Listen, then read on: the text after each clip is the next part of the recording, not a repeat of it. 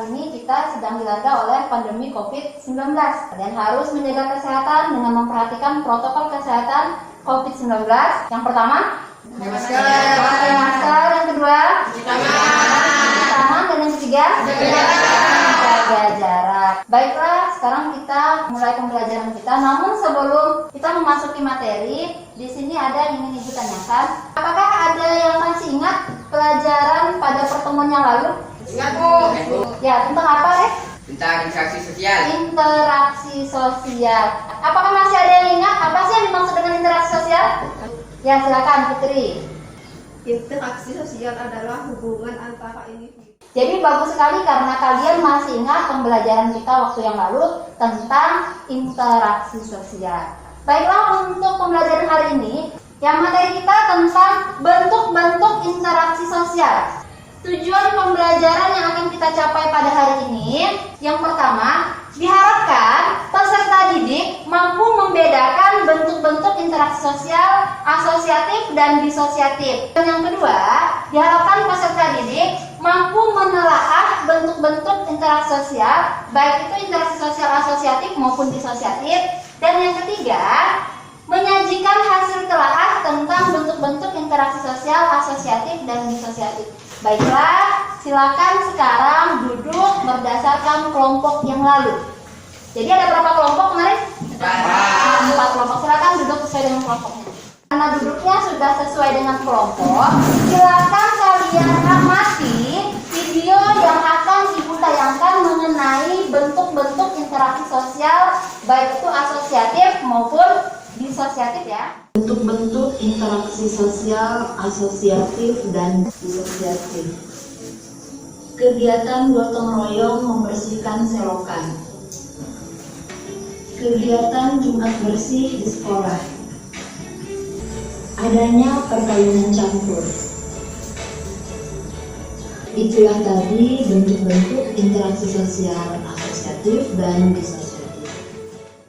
Bagaimana? Sudah dilihat videonya? Itulah bentuk-bentuk dari interaksi sosial, asosiatif, dan disosiatif. Seperti yang sudah dijelaskan pada pertemuan yang lalu, bahwa interaksi sosial itu merupakan hubungan timbal balik antara individu dengan individu, individu dengan kelompok, maupun kelompok dengan kelompok. Dari interaksi tersebut terbentuklah kedua interaksi, yaitu asosiatif, di mana asosiatif di sini merupakan bentuk interaksi sosial yang mengarah kepada penyatuan, sedangkan bentuk interaksi disosiatif mengarah kepada perpecahan atau perpisahan. Nah, dari video pembelajaran yang sudah kalian amati, silakan kalian catat hal-hal yang ingin kalian ketahui, kemudian buatlah dalam bentuk rumusan pertanyaan. Kalau sudah selesai, Ibu minta perwakilan dari siswa membacakan pertanyaan, kemudian mencatatnya di depan. Bagaimana? Sudah paham? Arya sudah paham? Paham, Bu. Oh, paham. Kalau sudah paham, silakan dibuat pertanyaannya. Sudah selesai pertanyaannya? Sudah selesai pertanyaannya? Sudah. Nanti siapa yang mau bacakan pertanyaan? Oh, iya. Siapa yang ingin membacakan pertanyaannya? Saya, Bu. Ya, silakan Nur Afika. Apa perbedaan antara bentuk interaksi sosial asosiatif dengan disosiatif? Ya, silakan Arya. Apa sajakah bentuk-bentuk interaksi sosial, asosiatif, dan disosiatif? Apa sajakah bentuk-bentuk interaksi sosial, asosiatif, dan disosiatif? Apakah sudah sesuai dengan tujuan pembelajaran kita? Ya, kalau selesai, silakan ditulis ke depan.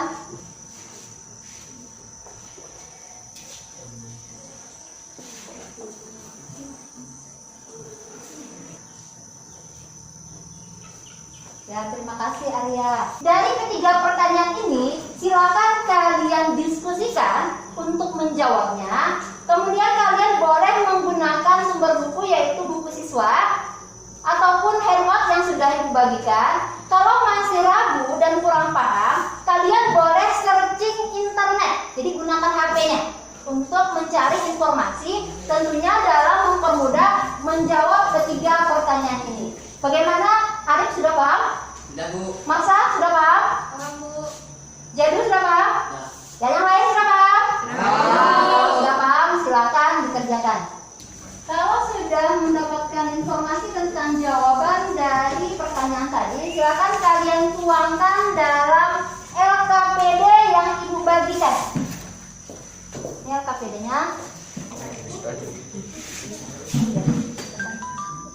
Bagaimana, sudah selesai hasil diskusinya? Kelompok 1 sudah selesai?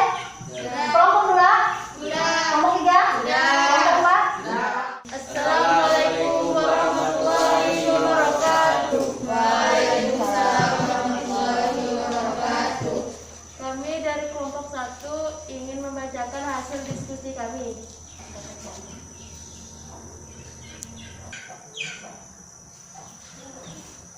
Interaksi asosiatif mengarahkan pada Kami dari kelompok 4 ingin menampilkan hasil diskusi kami. Dari gambar-gambar yang telah kami hubungkan, interaksi asosiatif mengarah pada penyatuan dan mengarah pada perpecahan. Sekian dari kami akhiri dengan wassalamualaikum warahmatullahi wabarakatuh. Sekarang kita tarik kesimpulan tentang materi kita hari ini. Siapa yang bisa menyimpulkan pertanyaan yang pertama? Bu, Ya, silakan Reza. interaksi sosial asosiatif adalah proses interaksi sosial yang mengarah pada penyatuan. Jadi, benar sekali yang disampaikan oleh Reza bahwa interaksi sosial asosiatif merupakan proses sosial yang mengarah pada penyatuan. Sambil kalian cocokkan jawabannya ya. Di situ ada gambar. Ada berapa gambar? Wah. Gambar yang ketiga pada LKPD ini merupakan kegiatan kompetisi. Nah, itulah materi tentang bentuk interaksi sosial asosiatif dan disosiatif. Sampai di sini ada yang ingin ditanyakan? Tidak ada. Sudah paham? Jadi, sudah paham ya dulu? Sudah paham. Kalau sudah paham, Ibu minta ulangi lagi lah, Nurafika. Apa sih yang dimaksud dengan interaksi sosial asosiatif? interaksi asosiatif mengarah pada Tepuk tangan untuk Nurafika. Karena kalian sudah paham, Ibu minta siapa yang bisa menyimpulkan materi keseluruhan kita hari ini. Bu, Ya, silakan. Reza. interaksi sosial asosiatif adalah proses interaksi sosial yang mengarah pada penyatuan. Baik, tepuk tangan untuk Reza. Ya, karena tadi sudah paham, jadi Ibu akan membagikan soal, kalian kerjakan secara individu untuk melihat tentang pemahaman kalian hari ini.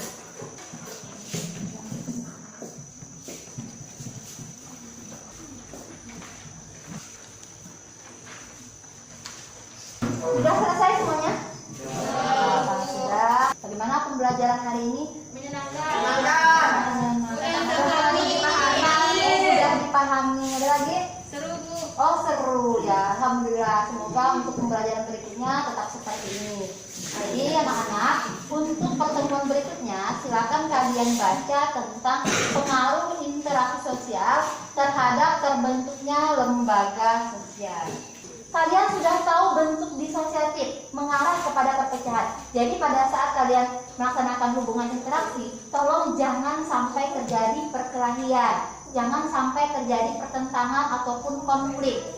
Karena tidak ada untungnya. Ibaratnya kalau pepatah mengatakan menang jadi arang, kalah jadi abu. Artinya tidak ada yang diuntungkan dari pertikaian, konflik ataupun pertentangan tadi. Mungkin hanya itu yang dapat disampaikan. Ibu akhiri dengan wabillahi taufiq wal hidayah. Assalamualaikum warahmatullahi wabarakatuh. Waalaikumsalam warahmatullahi wabarakatuh.